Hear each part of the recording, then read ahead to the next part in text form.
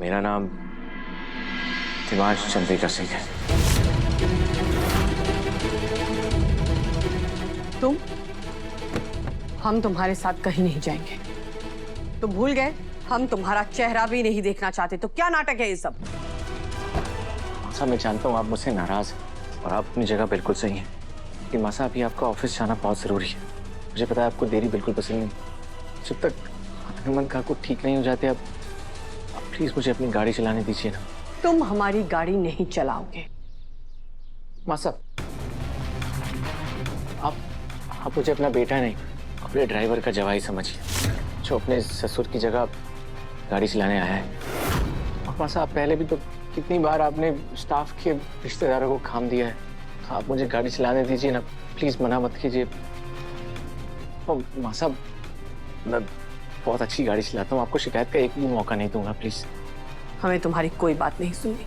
मासा, कहाँ जा रही हो चंद्रिका? इसे कहिए यहाँ से चला जाए।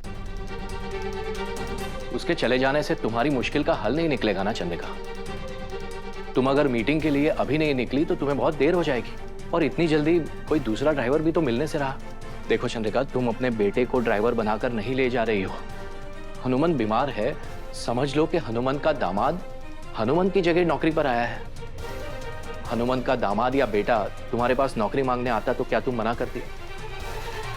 अभी ज्यादा मत सोचो और जल्दी से निकलो।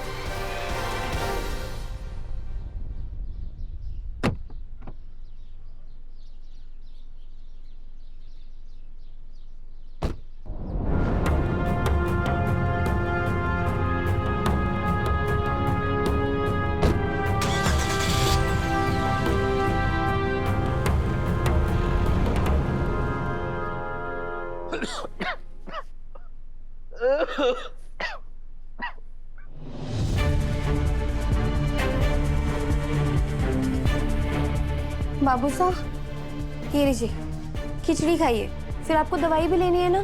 चलिए आइए। थारे को कुछ भी ना खाना है, थारे हाथ का बना तो बिल्कुल भी ना।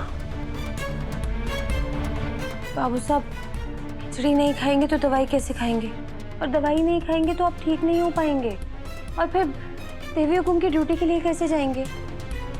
चलिए थोड़ा सा खा लीजिए। थारे को माफ कर दीजिए देवी हुकुम। मुंह खोलिए बाबू साहब, खाइए।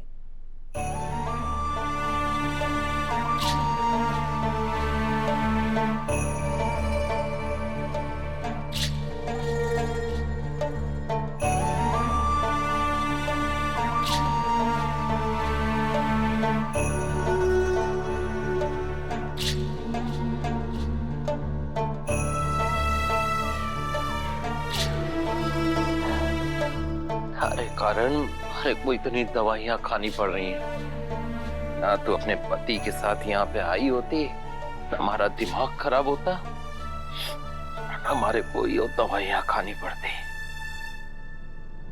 मैं जानूं बाबू साहब कि देवी हुकुम की तरह इस वक्त आप भी हमारे से नाराज हैं, इसीलिए ऐसी बातें बोल रहे हैं, पर हमारे को विश्वास है कि माता माई आपकी और देवी हुकुम की नाराजगी जल्दी दूर कर देंगी।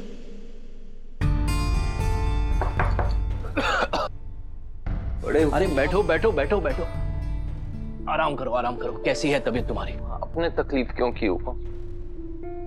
हमारे को माफ कीजिएगा बड़े हुकुम। इतने सालों में पहली बार हमारे से हमारी ड्यूटी में चूक हुई है। हुकुम की इतनी जरूरी मीटिंग थी और मैं काम पर ना आ सका। उन्हें बहुत तकलीफ हुई होगी। उन्हें फिर मीटिंग के लिए कौन लेकर गया? तुम्हारा दामाद। आज तुम्हारी जगह वो उसे साथ लेकर गया है ड्राइवर बनकर।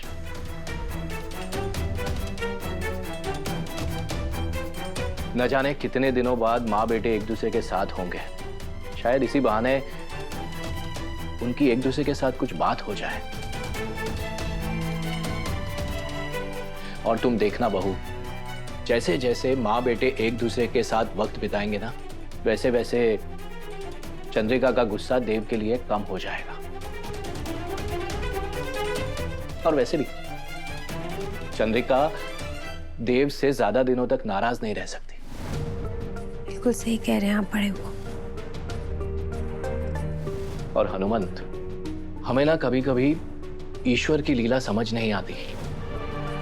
तुम देखो ना, देव की नौकरी चले जाना, तुम्हारा बीमार पड़ना और आज ही के दिन चंद्रिका का जरूरी मीटिंग में जाना, ये सब ईश्वर का रचा हुआ खेल ही है। और तुम देखना, एक ना एक दिन चंद्रिका अपने बेटे और बहू को जरूर अपना लेगी। और मैं तो कहता हूं कि तुम भी दोनों को माफ करने की कोशिश करो। माफी गलती की हुए है बड़े हुक्म, पर जिसे सुधारा ना जा सके है उसे पाप कहवे हैं।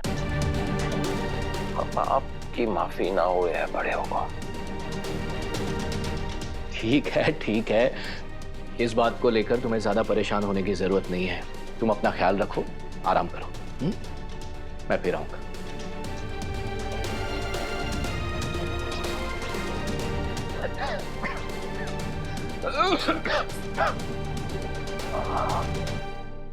बड़े हुकुम, कहीं देव सर और देवी हुकुम का झगड़ा और तो ना बढ़ जाएगा। वसु, मैं माँ बेटे को अच्छी तरह से जानता हूं। दोनों को एक दूसरे के साथ थोड़ा समय बिताने दो। देखना, सारे गिले शिकवे जरूर दूर हो जाएंगे। और बेटा, चंद्रिका और हनुमंत अपने अहम और जिद में बहुत बड़ी गलती कर रहे हैं। और जब उन्हें पता चल जाएगा कि तुम और देव एक दूसरे के लिए ही बने हो, तो वो अपनी सारी गलतियां सुधार लेंगे।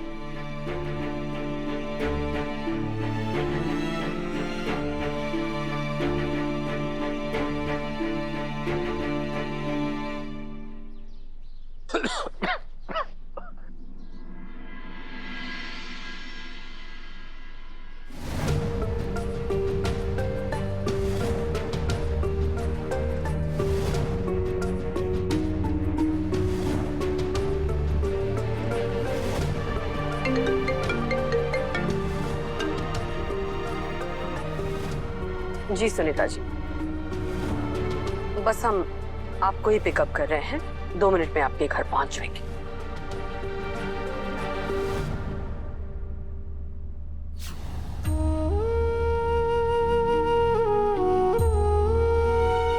ये किस दुविधा में डाल दिया है तुमने देव? अपने ही बेटे को बुलाने के लिए संबोधन ढूंढना पड़ रहा है हमें।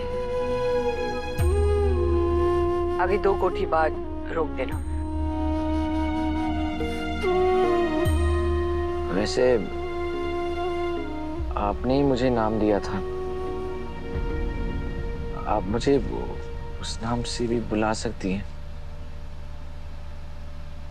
हाँ, अगर अब आपको उस नाम से प्यार नहीं रहा तो आप मुझे ड्राइवर भी बुला सकती हैं।